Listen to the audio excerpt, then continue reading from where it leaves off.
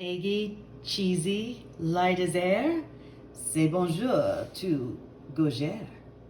Hi, I'm Kathleen. Welcome back to the Bulldog Bakery. That's my home kitchen in Hell's Kitchen. And today we're making Gougères. If you're looking to shake up your quarantine baking or anytime baking, give these a shot. I'm going to take you step by step how to make the pastry dough, which is called pâte à choux. Sounds very fancy. But it's easy to make, it's easy to master, and then you can make these very delicate, delicious, eggy, cheesy bites. Let's get started.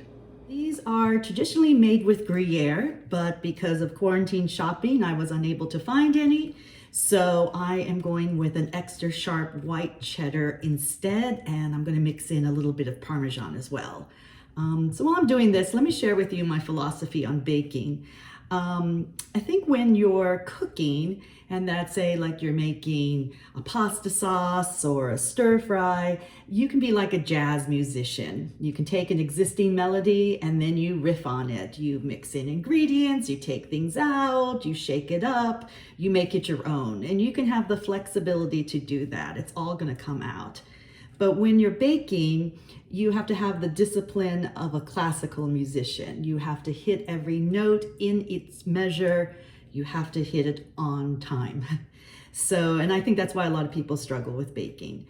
So I'm going to show you when you have to follow the rules and when you can break them. Okay, now we've got our cheese. Okay, and then I've got a medium saucepan and there's a cup of water in it. And to that, I'm adding 1 stick of unsalted butter, which I've sliced into little pieces. Throw that into the water. And I'm adding half a teaspoon of salt. And I'm going to add just a shake of cayenne pepper. You could also use dry mustard, but I prefer cayenne, so I'm going to do that. And then I'm going to put this over medium heat and bring it to a rolling boil.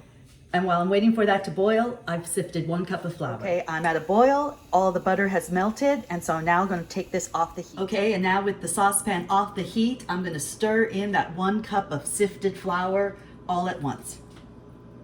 And you will quickly get a mixture that blends together, and it looks a little bit like mashed potatoes. Put the saucepan back on the heat, medium high, and this is what you're doing to dry out the dough. Yes, you need to do this step.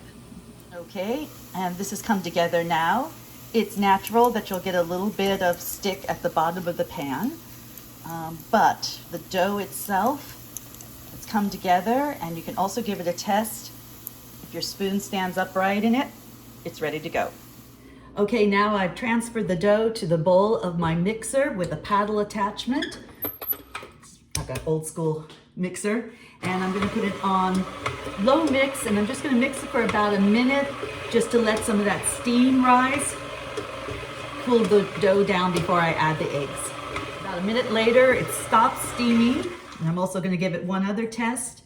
I'm going to touch the dough, and it should feel warm to the touch, not hot. So I'm ready to add eggs. Okay, I've got 4 eggs that I've cracked into this bowl. I'm giving them a light whip. And then I'm going to turn my mixture on again on a low speed, and I'm going to add the eggs in a quarter at a time. So just pour a bit in and let that get incorporated into the dough. And once that you see the dough is smooth, add another quarter part of the egg. And keep doing that until you add your final bit of egg. Let it get smooth. Occasionally use a spatula to scrape down on the sides. So we now have a very smooth and creamy batter. Scrape the sides again with the spatula, and to this we're going to add the cheese. Okay, put the mixer back on low, and I've got my 1.5 cups of shredded extra sharp cheddar, throwing that into the bowl. And then I'm also going to add just a handful pinch of Parmesan. And I'm going to use that on top as well. Okay, and then 1 more power blitz.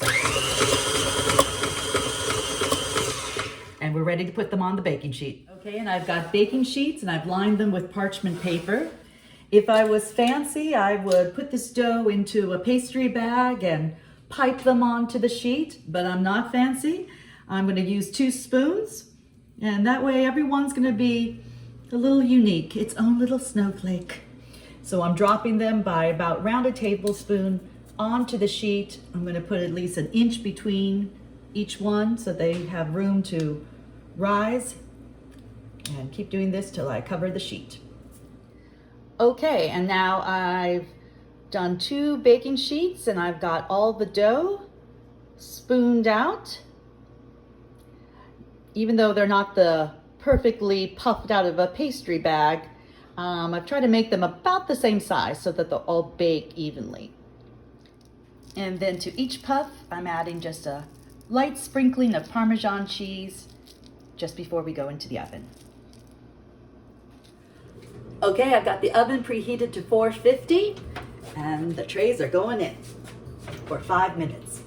And then we're gonna reduce the heat to 350.